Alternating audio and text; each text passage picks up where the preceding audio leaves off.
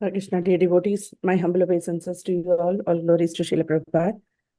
Thank you all for joining His Holiness Candramauli Swami Maharaj's daily class. Today, we are continuing with our Srimad Bhagavatam, first canto, 17th chapter, verse number 29. And we are happy to have Maharaj on our call today. Hare Krishna Maharaj, please accept my humble obeisances. All glories to Srila Prabhupada. Thank you so much for your time and association. You can please take over, Maharaj. Thank you. Okay. The obeisances to all the Vaishnavas.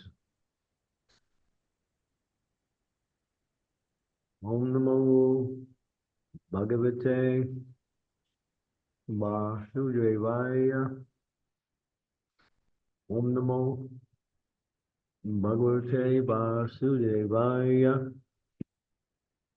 Om Namo Bhagavate Vasudevaya. Tam jigasam abhipratyaham vihayani lanchanam tatpadam mulam sirasa samagambhaya vivalaha. Translation. When the personality of Kali understood that the king was willing to kill him, he at once abandoned the dress of a king and, under pressure of fear, completely surrendered to him, bowing his head. Purport. The royal dress of the personality of Kali is artificial. The royal dress is suitable for a king or kshatriya, but when a lower-class man artificially dresses himself as a king, his real identity is disclosed by the challenge of a bona fide kshatriya like Maharaj Parikshit. A real kshatriya never surrenders. He accepts the challenge of his rival kshatriya and he fights either to die or to win. Surrender is unknown to a real kshatriya. In the age of Kali, there are so many pretenders dressed and posed like administrators or executive heads, but their real identity is disclosed when they are challenged by a real kshatriya. Therefore, when the artificially dressed personality of Kali saw that to fight Maharaj Parikshit was beyond his ability, he bowed down his head like a subordinate and gave up his royal dress. Om Gyan Timidandasya Gyanarjana Salakam Tasmai Shri Gurave Namaha Namam Vishnu Padaya Krishna Prastaya Bhutale Srimati Bhakti Vedanta Swami Niti Nami Namaste Saraswati Deve Gauravani Pacharine Nirvisesa Sunyavari Pastyatya Satarine Vanchakalpa Tarubhischa Kripa Sindhu Paevacha Patitanam Pavanebhyo Vaishnavebhyo Namaho Namaha Jaya Shri Krishna Chaitanya Prabhu Nityananda Sri Advaita Gadadhar Sri Vasavi Gaura Bhaktivinoda. So the executive head of a particular country is given the title Kshatriya by the principle of office. But there are those who take office surreptitiously and have no qualifications to don the name of Kshatriya. They are more like Sudras or even less, who take the post of leaders who don't know how to manage. At the same time, when there is some fight, they hide in the background, just like you see. And they send the soldiers into the war fields, and they sit behind their televisions watching and giving instructions from a distance. Actual Kshatriya will lead the fight. And it's explained that when the king or Kshatriya who is leading the fight, if he's killed, then the war is over, the other side automatically wins. But who follows such rules today? Because there's no honor, there's no culture, there's no education, and there's only interest in taking positions for personal aggrandizement, personal material gain. And so this is the age of Kali.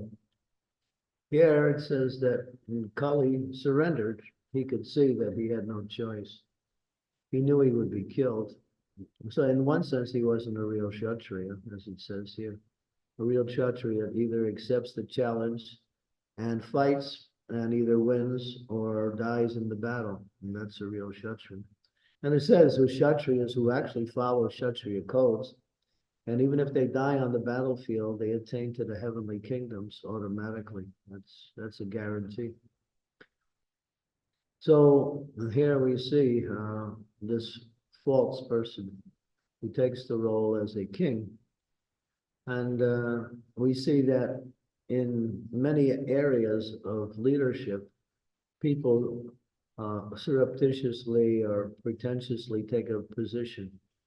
Like there are many people who claim to be incarnations of the Supreme Lord or the Supreme Lord himself. They even have the audacity to claim that that's their position. The Bhagavatam describes one particular personality. His name was Pondraka. Pondraka, he actually thought he was the Supreme Lord, and he dressed up just like Krishna. And he had all the symbols of Vishnu.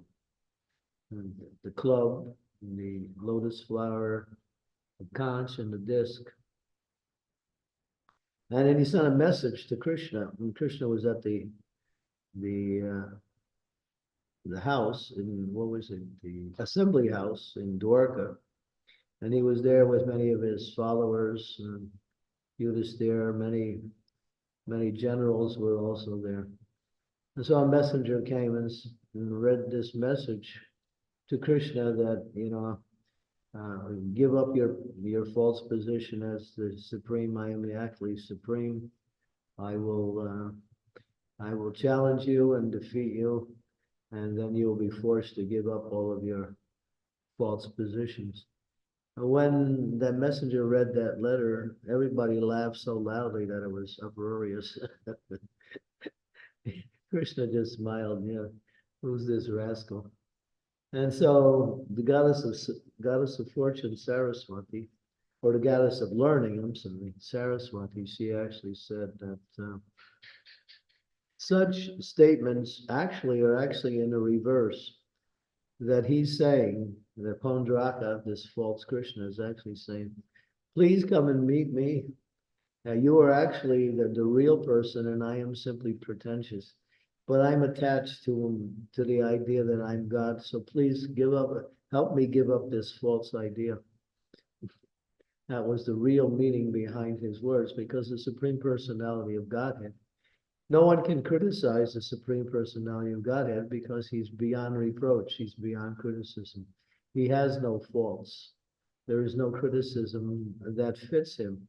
So when someone criticizes him, they actually praise him in the form of apparent criticism, because the glory of the Lord is always there in any situation, whether it comes to be negative or positive. Even Bhaktisiddhanta Saraswati gave a similar understanding when he would read articles that were somewhat contrary to Krishna consciousness written by people on the outside, he would simply count how many times they said Krishna in the article. And he would say, this is a very good article because they have said Krishna 5 times or 4 times or whatever. So no one can criticize the Supreme Lord because he is beyond criticism. He is perfect in all situations because he is the author of all existence. He is the supreme power within creation, and he is beyond anyone's understanding and what we say criticism or negativity. So when someone directs negativity at God, they're actually praising him, but in a reverse way. And so we have certain persons even today who take the position of being false gurus, also claiming to be the incarnations of God. And what is their program? Simply to cheat people, gain some false position, develop some false fame based on that position, and collect a lot of donations and then run away to another country and hide. This is what they do. This is Kali Yuga. You can expect that. If you find in Kali Yuga, it's very hard to find the real thing in any category. It's very hard to find pure devotees. It's very hard to actually find an ideal ruler who actually knows how to rule and can rule in such a way that he benefits for everyone. And he does it in a mood of compassion and as a duty to the Supreme Lord. You don't find such personalities in this age. So this age is full of faults. Kalo dosha nidhi rajan. There's so many faults. We can spend all day talking about what's wrong in this age. But that doesn't really give us much inspiration. What we talk about is how to push back this evil through the process of Krishna consciousness. And we would like someday that someone will rise to the challenge and become a qualified Kshatriya and take the position of government and rule according to Vedic culture, Vedic principles, spiritual principles. Then that country will flourish, and other countries will also see the example of such and may also try to follow. At least honest people intelligent people will try. But nowadays you can't trust anybody in leadership positions. And that's unfortunately there are people who are trustworthy, such as one's own parents. People criticize their own parents for whatever reason, because they don't like to be controlled by anyone. Therefore, it's not that the parents are deviant or wrong or misguided or don't care or are not loving. They do that because they don't want to follow any type of leadership, whether it comes from the parents, from the teachers, especially from the gurus, or even in society. Even people work underneath different leaders and they have their own program, and they cheat, and they lie, they steal, they do everything, and they engage in all kinds of sinful activities. This is Kali Yuga. Just keep listening.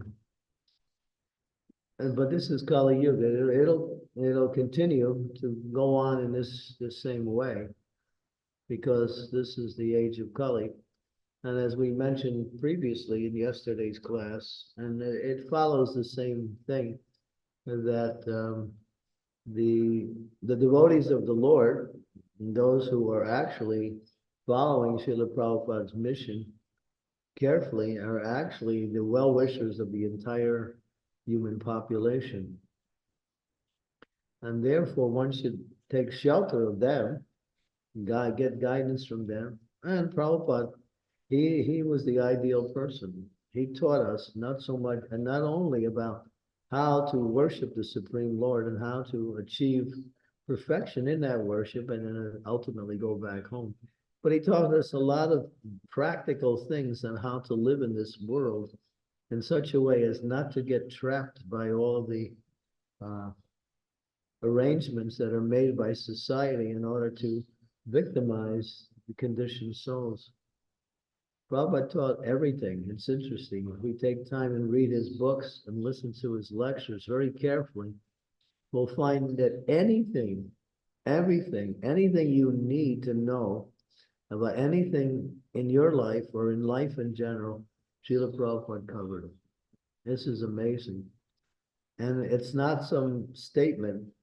If you do a little serious research in his lectures, his books, his conversations with devotees, even in many of his letters he wrote to his disciples, he gave so much on all levels of life, even in a practical, material way, and connected everything ultimately with a higher state of consciousness, which means to use the material energy for the service of the Supreme Personality of Godhead. He taught everything. He even taught us how it's like to get a little bit, outside of the realm of statements. He even taught us it's not necessary to have toilet paper. We can somehow live without toilet paper. Some people don't even understand that. So this is Prabhupada. He taught us everything. How to properly eat, how to properly sleep, how to properly mate. The whole mating process and bringing children to the world is also there in Prabhupada's lectures. He quotes the Shastras and he also explains them in a very practical and understandable way. So Prabhupada's books are like, and his lectures, everything he gave us is all we need in life. All we need in life.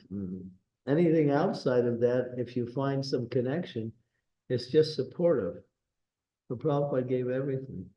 And if he didn't give you everything, if there's something you find he didn't give you, he told you where you could find it. That was another way he did things. Sometimes in certain material things, he didn't get into an explanation, but he said, here's how you can find the answer. So that was Prabhupada. So if we are just like some of us are 2 or 3 generations down from Srila Prabhupada, and if we don't read and study these books and don't really understand how to apply these books by taking advice for those who are expert at applying this knowledge, then we will be confused in our devotional service. And we also may make mistakes on how to do things properly. Prabhupada, he was an ocean of transcendental knowledge, ocean of transcendental explanations about the nature of the Supreme Personality of Godhead. Who is Krishna? What is he like? How does he relate to his devotees? How does he relate to different types of devotees? How does he control the material energy? How is he aloof from the material energy, although he appears within the material energy?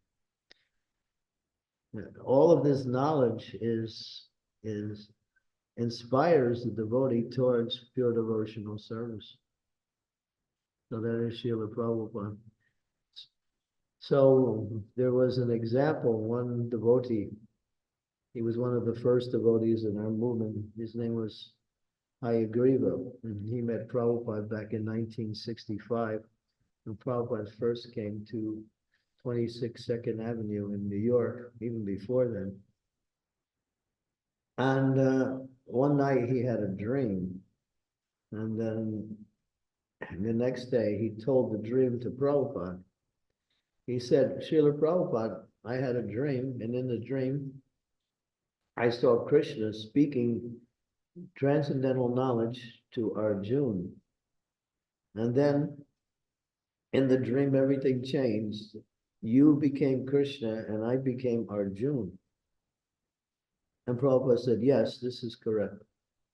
the spiritual master, is the representative of Krishna, and anything you want to know about devotional service and everything you need to know about devotional service is given by the spiritual master. So we hear regularly from the spiritual master, his books, and any way else that he directs us to attain knowledge. You won't be bewildered by anything. You'll know everything. Everything is there. And even if you don't know everything, just like, I'll give you an example of a very simple thing that's in the Mahabharata. And it's a basic thing. It has to do with general health. And who is it spoken by? Krishna. Krishna is speaking to Yudhisthira, and he says to Yudhisthira, he quotes one verse. The first word in the verse, I don't remember the whole verse. I'm tracking it down right now to get the complete reference. But the first word is bhojana. Bhojana means food or nourishment.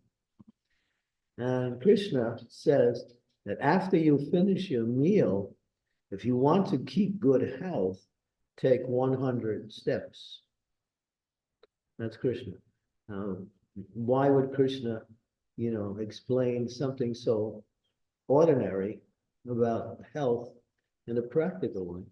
Because when he's talking to his devotees, such as King Yudhisthira, who is his pure devotee, he wants to help the pure devotee on all levels.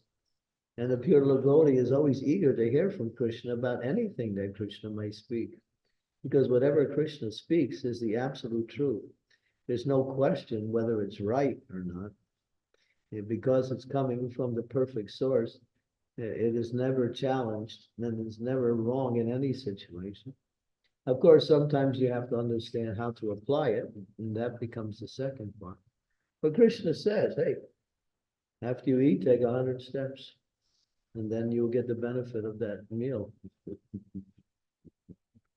So that's just an example of how the Supreme Personality of Godhead and his representatives make everything available. We don't even have enough time in 10 million lives to exhaust all the knowledge that is available in the Vedas. The Vedas are so vast, and no one can understand the Vedas anyway. That's why Vyasadeva took the 4 Vedas, and then he took the essence of the 4 Vedas, which came into the form of the Brahma Sutras, and then he broke the Brahma Sutras, actually the Vedanta Sutras. And the Vedanta Sutras are codes that are in the Vedas, which is the essence of pure devotional service, but broken down. And of course, there are also practical information there also. And then he took the Vedanta Sutras and made them into the Brahma Sutras, and from the Brahma Sutras, he expanded them into Srimad Bhagavatam. So Prabhupada boldly says that anything and everything you want to know is in Bhagavatam. It's all there in Srimad Bhagavatam, in the translations, in the purports, and in the commentaries given by the Acharyas on the Bhagavatam, such as Vishwanath Chakravarti Thakur. He did a commentary on the entire Bhagavatam. And you have Jiva Goswami, who commented on many of the important verses. And then you have Bhakti Siddhanta Saraswati, who also gave commentary. And you have other great personalities who also gives commentary. There's a whole series of books just on the commentaries by each of the acharyas on each of the verses in the 10th canto of Srimad Bhagavatam. So I'm just bringing all this up just to say that there is a storehouse of transcendental knowledge, which is so deep and so, what we say, vast. It's like trying to swim across the Pacific Ocean. You can't do it. It's not possible.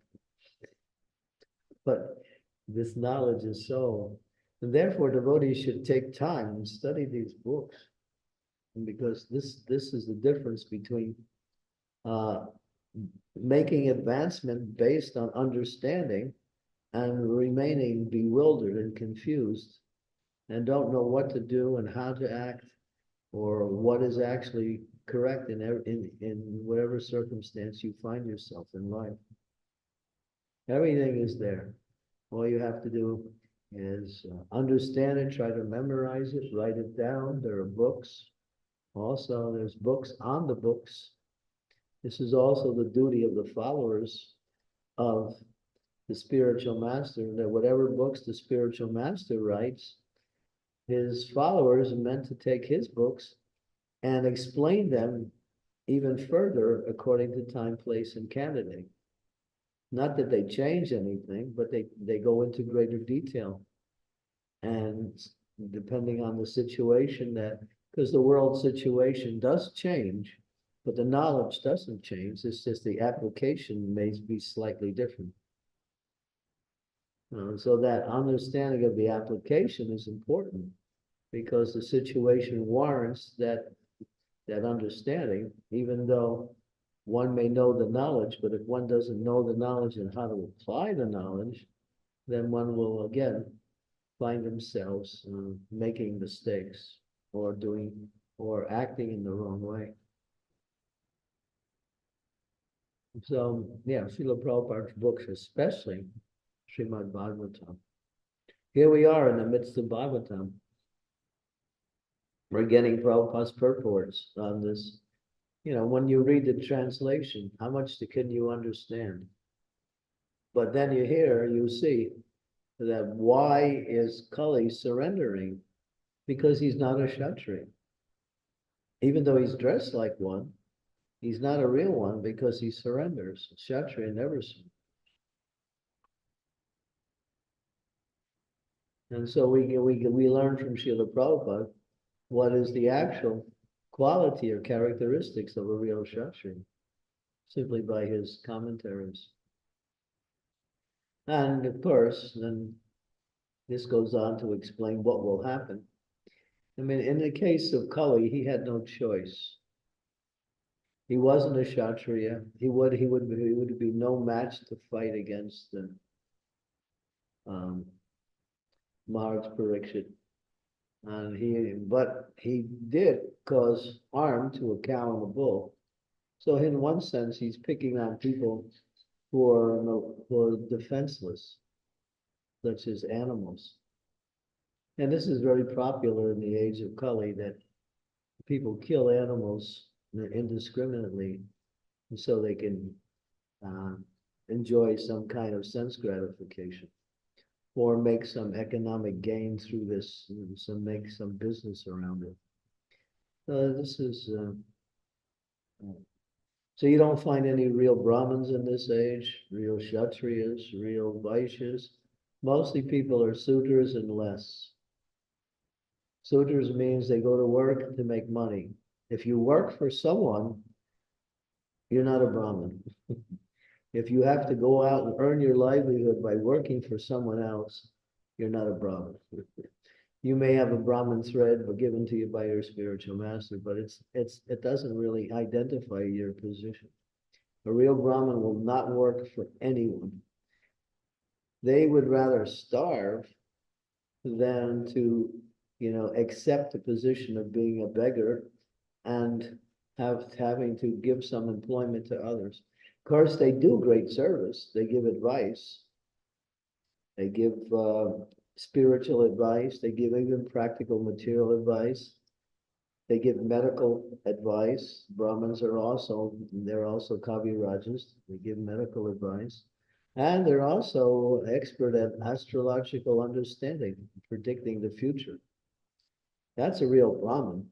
Nowadays, Prabhupada says, a Brahmin, he's out there and he's driving a rickshaw or a tota or pulling a tunga, and he got a Brahmin thread.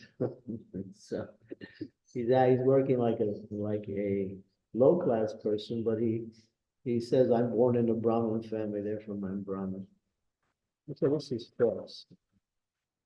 That's why in our society, we're very, what we say, strict we're very easy to give first initiation to devotees. Anyone who chants 16 rounds and follows the 4 regulative principles for a period of time and shows some enthusiasm towards devotional service, they can qualify themselves for Diksha initiation. But second initiation, Brahminical initiation, is a whole nother thing. One has to have the qualifications, or one has to work in that capacity, both, not just one or the other. Just like when Srila Prabhupada was here, devotees were talking about Brahminical initiation. And one devotee was saying, Prabhupada, sometimes they need a pujari in the temple, and so they give Brahminical initiation so they can fulfill that role of pujari. Prabhupada said, not like that. That is not the qualification for giving Brahmin initiation. And so I know many of our spiritual masters are very strict when it comes to Brahminical initiations. Others are a little less strict, but the qualification is that one must actually patram push in the patram, what is it? Yes. Patan patan yajan yanjan dana sigraham. That one must know the scriptures, one must be able to teach the scriptures, one must be able to worship the deity, one must be able to teach others how to worship the deity, and give in charity and accept charitable gifts. These are the 6 activities of the Brahminical culture. So of course, Vaishnava is above Brahman, but those who are doing the service of a Brahman within the context of Vaishnava culture must act according to Brahminical principles and Brahminical characteristics. Otherwise, it's pretentious. Just to have a Brahmin thread doesn't make you a Brahmin. It's quality, activity, characteristics. These are the things. So in our Krishna conscious society, we notice as time goes on, there's more and more restrictions coming, not restrictions, but qualifications that are being placed upon those who are ready to accept Brahminical initiation. Sometimes people want to get around these qualifications and they make some plans to somehow or other sneak in there and get Brahminical. They bribed someone or they talk to their mentors and say, please give me approval for Brahminical initiation. Or sometimes they even go to another guru and say, well, my spiritual master, he's too busy to give me second. Can you give me second? And then, of course, if that spiritual master even thinks to do that, he becomes fallen. So these are things that are, this is the age of Kali. People want something fast, something cheap, something that looks genuine, but it is not genuine in order to fulfill some personal need. And so this is the age of Kali. And Kali is being arrested now. He's being curtailed. And you'll see as this series of verses go on, it gets more and more interesting. When we get up to verse 25, you'll find some of the most interesting purports. So stay with the discussion here. Unfortunately, I won't be able to be doing so many verses in the upcoming week because of travel and other responsibilities, but those devotees who give the classes, make sure you study the verses really carefully, because there's a lot of good knowledge coming up that is very important for devotees to understand in executing their devotional service. This the last section of the 17th chapter is very, very packed with transcendental information. Okay, so we'll stop there. Thank you so much, Maharaj. Thank you so much. Such a wonderful class. You highlighted very important points. Thank you so much. Hope devotees will have a lot of questions in this topic. Dear devotees, if you have any questions or comments or realizations, you can please go ahead now. And please turn on your cameras if possible.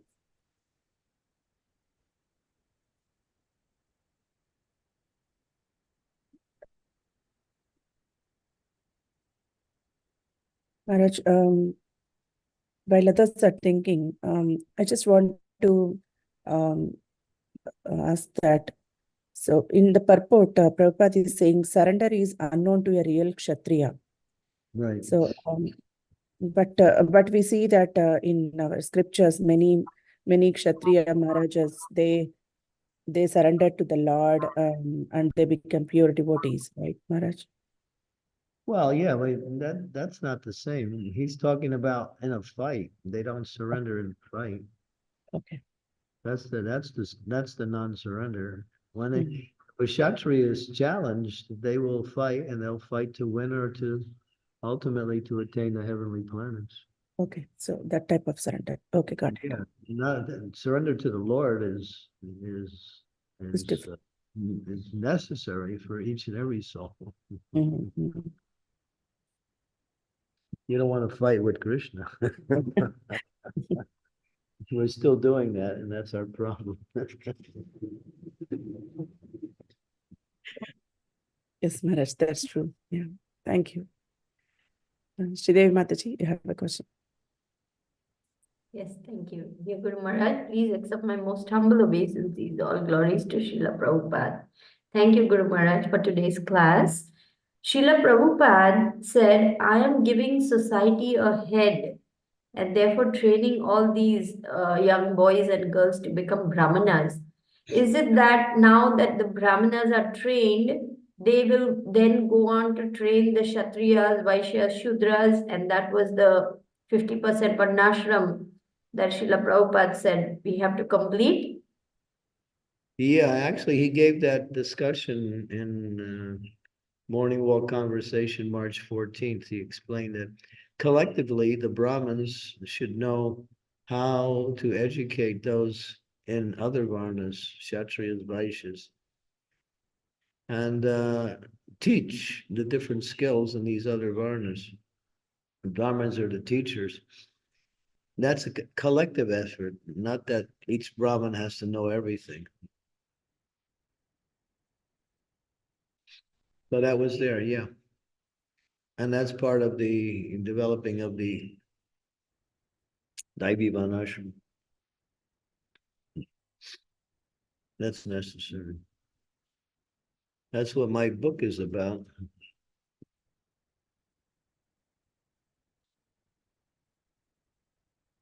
Yeah. And Prabhupada said we need to set up these, what do they call it, Vanashram colleges. And we're doing one here in Mayapur. And everything is developing in that way towards this college that we're going to start here to train people in different categories of Varna. But Thank it you, should, Guru. it should be done all around the world, not just here in Mayapur. This is just one place.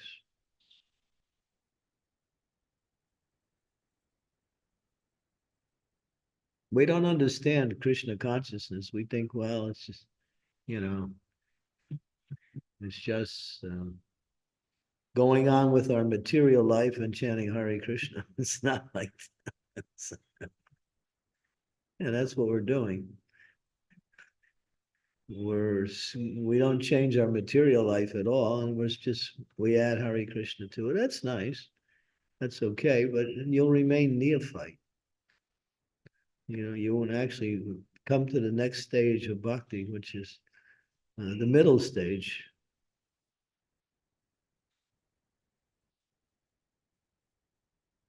Madhyama Arikari.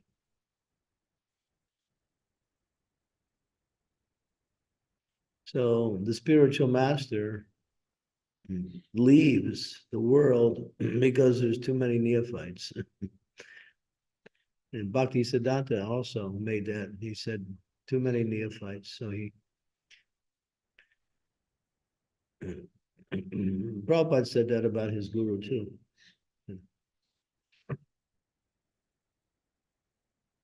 It's a duty of the spiritual master to uplift his devotees to the second class platform.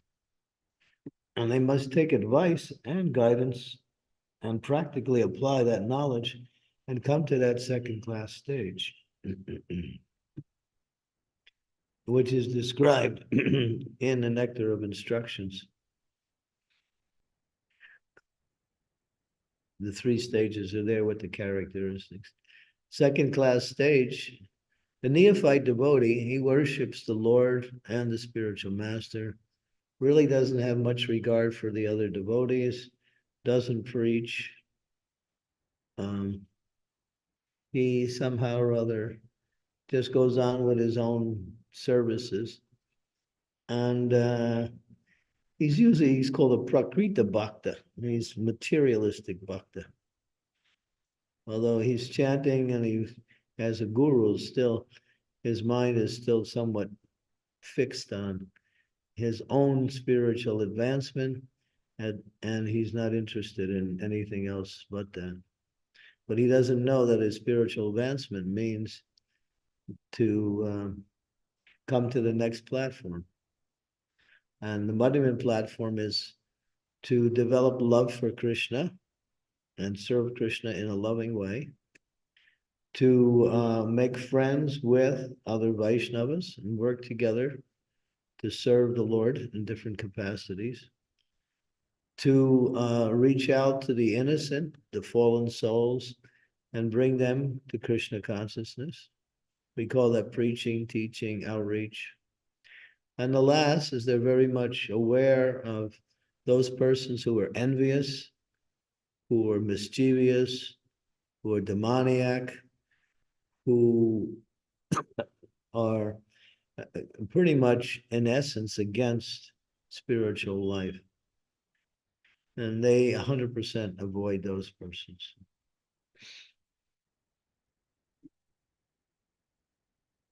Even in our society, we have people who fall into that last category. They're envious of other devotees, and they find reasons to criticize. There was one particular devotee, he was highly critical of all the leaders, and he kept a portfolio on all of the activities of all the other leaders, and he would find faults with them. And he made a website based on that. And he was very critical. And then when coronavirus came, he came down with coronavirus. Somehow he recovered, but then he had a relapse, and the second time, that was it. Krishna removed him. But he was very, very critical. I knew him personally. And not personally, had met him many times. He even found, he was finding fault with me because I was preaching in prisons. He found that as being a fault, that these people have commit crimes, they're mischievous, they're bad people, so we should reject them and neglect them. That was the criticism that he gave towards me. Why are we preaching to people who are, convicted criminals? Some of them are murderers. The Lord Chaitanya preached to Jagai and Madai. They're the worst. They reformed them. So yeah, you'll find there's also another person who is still around. I'm not going to say his name, and he's highly critical of everybody. The devotees quite avoid him very carefully. And he's always on the social medias finding faults with everybody. So these people are just, they're not even devotees. They're actually kalichalas. They're what we say, persons who take the position of a devotee, but they're agents of the material energy.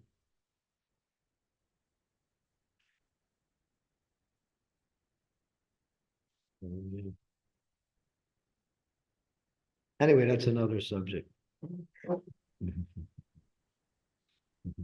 Thank you, Maharaj. Thank you so much. So, when we are talking about Brahmanical initiation, we see a lot of devotees. They take Brahmanical initiation for the deity worship. So I see. So based on that, many are little confused. Like, what exactly is Brahmanical initiation? Like, as you today you explained it very nicely. We got an insight. But usually, whenever we see devotees, they say, if you want to do some service in the temple, get Brahmanical initiation for the deity worship. So that is the only thing we have to What do do. you think? Anybody can do any service and that makes them qualified? If you're cooking for the deities, if you're doing pujari work, you have to be up to the standard. Mm. It's not like you can just because you're initiated doesn't mean that you can do any service, or you can ask for a second initiation. That doesn't mean you're a second initiated. The qualifications is the initiation, not simply having the particular thread or having an initiation that way. Mm. Bhaktisiddhanta explains that. So there are people who are in positions who are not qualified to be in those positions. And there are people who are not in positions who are qualified to be in high positions. So,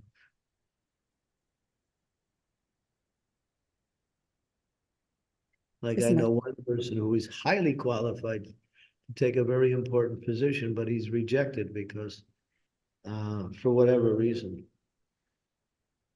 But his qualifications are shown. But there is nepotism, there's patriotism, there's patriots. What's the word? What's the word? Um, there's nepotism and there's what is the word? When you speak something in order to make people favorable, as they call it. Sycophancy? No, Sycophant? starts with a P.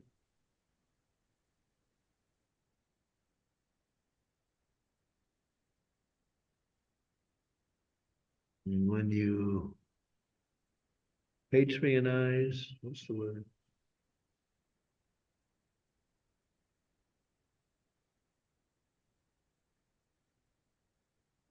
Like if you give a lecture, but you're trying to please the people who you're speaking to, so you speak it in such a way.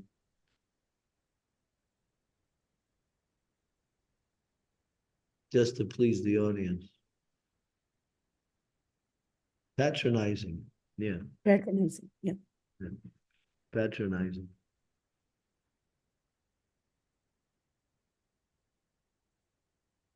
Yes, ma'am. Mm. Yeah. Thank you, Maharaj. So here we have a question on chat by Scarlett Mataji. She's asking, Hare Krishna, please accept my humble obeisances. I'm a little confused. I may have misunderstood. By what I had read was that Duryodhana was incarnation of Kali. Bhima killed Duryodhana and got liberated. Does it mean that the soul was cleansed and liberated from the demonic condition?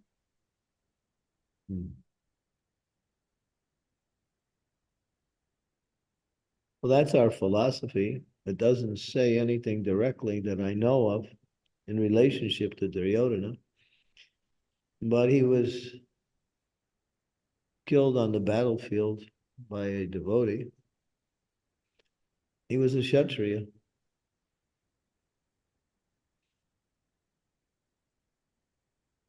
I think the best he could have attained was the heavenly kingdoms. He wasn't a devotee, but because he died in a fighting condition, but usually that's what happens to the Kshatriyas. If they die in a fighting condition, they attain the heavenly planets. Even Krishna told that to Arjuna when Arjuna refused to fight. See, even if you lose, you'll gain the heavenly planets.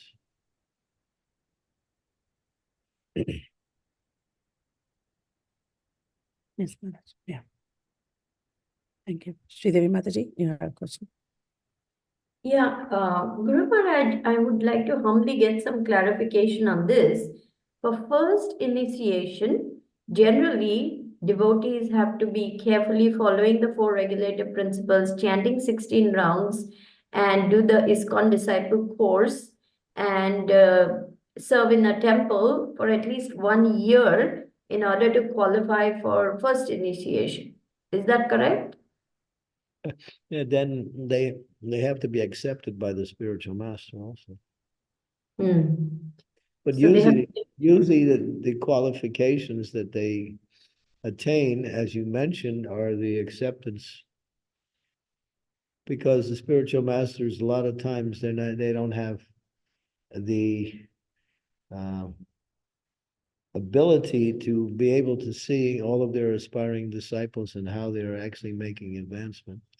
So we set up this system, which is like a go-between system between the spiritual master and the disciple. We call it the mentorship system or the Shiksha Guru system, like that. And so if they follow that system, and the system is actually done properly, there are places in the world where it's done nicely. There's other places where it's not. The system has to be done properly.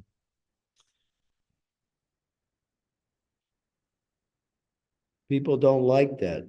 They don't want to be responsible to another person for whatever reason. It's just the age of Kali. And so we usually give them a choice to choose who they can be responsible to. So that way they can pick, and then based on them, their own choosing, they'll accept whatever that person says.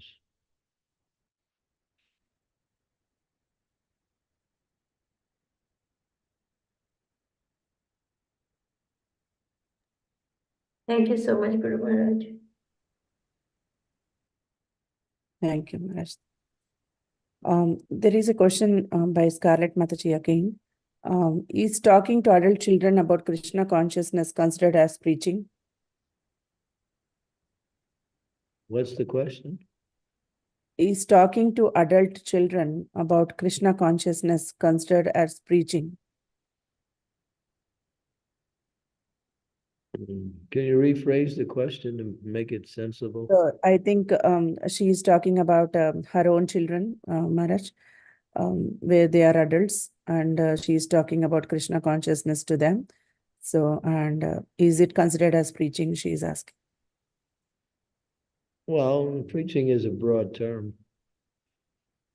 It's when you're trying to give someone Krishna consciousness, that's called doya. Doya is the actual word. Doya means mercy, and distributing the mercy of the Lord, of the Guru to others.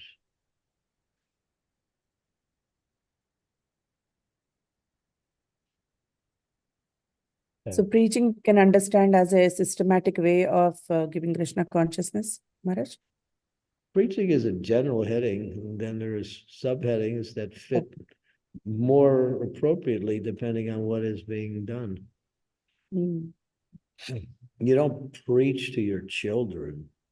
You somehow guide them in the right direction.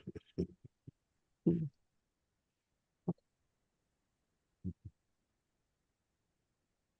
Mm.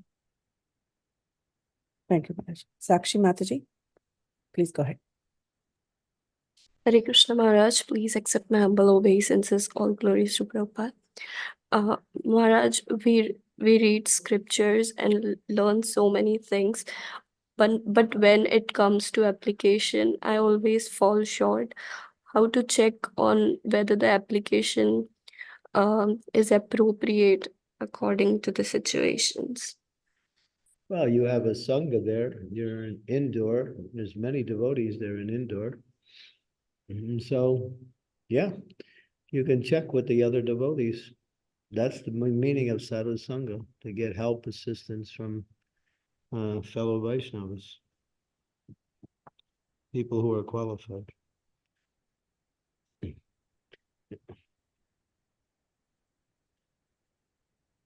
Yes, Maharaj. Yeah, and you have to find someone in the local area you can talk to and develop some relationship with. That's important. If we don't have relationships with other devotees based on the principles of assisting each other in Krishna consciousness, then what's the meaning of our society? It's just a bunch of individuals struggling alone.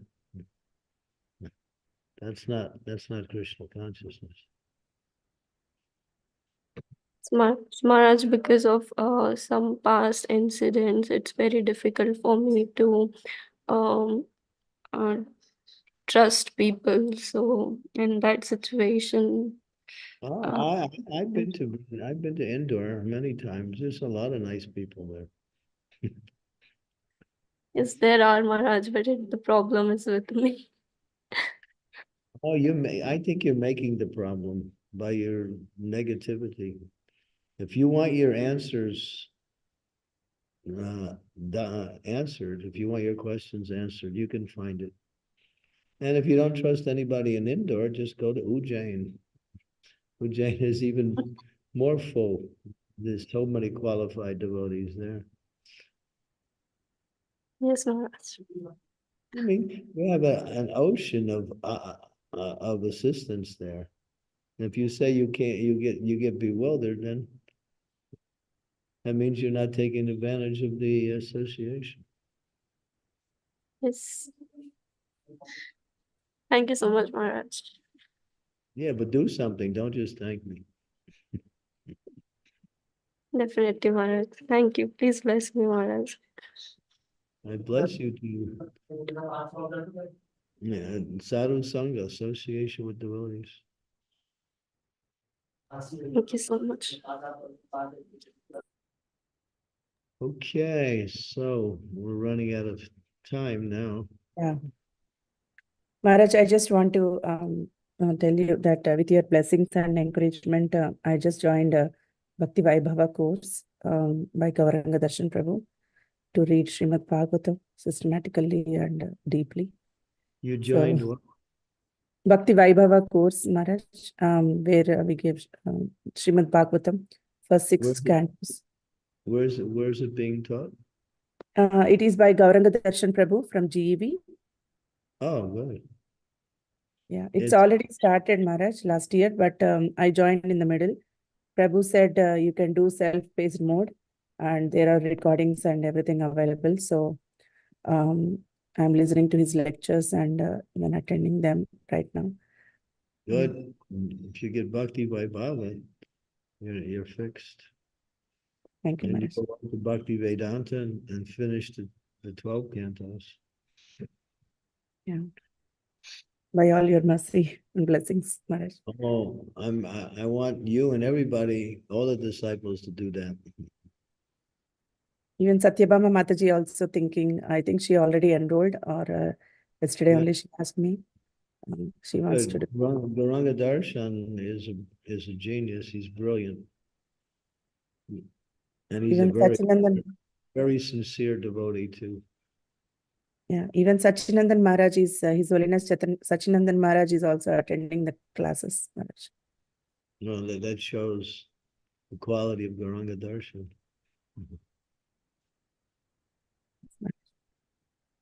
Thank you so much for always inspiring us and encouraging us. Thank you so much. I also teach Bhakti Vaibhava here in Mayapur. I taught this year, the second canto. But I First- think they are first online 5. classes, Guru Maharaj. They are not online classes, on-site classes. No, they're on-site classes, yeah. Yeah. But every year, starting in October, the Mayapur Institute initiates a whole series of study courses, Bhakti Shastra, Bhakti Vaibhava, Bhakti Vedanta. There's many teachers, classrooms, discussions, tests, and even graduations with certificates. Yes, Scarlett, anyone can attend. You can sign up now for next year. Next year, I'm teaching, the end of this year, I'm teaching Upadeshamrita, the nectar of instructions. So yeah, I've been teaching for the last 10 years or more every year. I think I missed 1 year, but it's nice. You see, a lot of times when you teach the different courses, you see the same students as they progress to the higher levels and how they're doing. I think the only concern is there's not enough devotees who are taking these courses. And it's glorious. Now we just went to the graduation ceremony on the 9th of this month. And we were giving out certificates. There was at least 15 devotees who gave speeches. Many of them were teachers, administrators. Even Jayapataka Maharaj gave his talk in a recorded way. Yeah, so it's so important. Mayapur, of course, Vrindavan is also doing that too. They have educational study courses. No, it's not online, not in Mayapur. If you want to go to the online one, Scarlett, you check with Srimati. She can connect you with that course there. But you should get Bhakti Shastra before you begin Bhakti Vaibhava. Don't jump into Bhakti Vaibhava until you get Bhakti Shastra. Don't go to the 6th grade before you get past the 2nd grade. Yeah, so go to Bhakti Shastra. That's also online courses. Yes, Maharaj. My principle now, no one's getting any second initiation unless you have Bhakti Shastra. And if you have second initiation and you don't have Bhakti Shastra, you don't really have second initiation. It's a requirement. It's a part of the protocol for having that position. You have to have Bhakti Shastra accreditations. That means 4 books: Bhagavad Gita, Nectar of Instructions. Nectar of Devotion, Nectar of Instructions, and Sri Ishopanishads. Yes, Maharaj. I can share the links in the WhatsApp group for Mayapur Institute. Well, yeah. Scarlett, you just have to make it an effort to get going. That's all. Just do a little research and find out where Bhakti Shastra is being taught. I'm sure that Srimati, maybe even Sri Devi can help you find those courses. I think every local temple, they do Bhakti Shastri course, Maharaj. Here also in Dallas, they are doing. For Scarlett, maybe Radhadesh, Belgium courses will be easier because the same time schedule in Europe. You have to find out with your local temple, Mataji. Okay, I have to go because I have Yes. a class coming up tonight. Sure, Maharaj. Thank you so much once again. And thank you, dear devotees. Tomorrow is Gaur Purnima for USA and UK, I guess. So, and for India, it's on Monday. Okay, Thank you very much for today's class. Thank you very much, Maharaj. Manchakalpatarupasya Kapasinda Pevacha, Patitanam Pavanidyo Vaishnavityo Namam.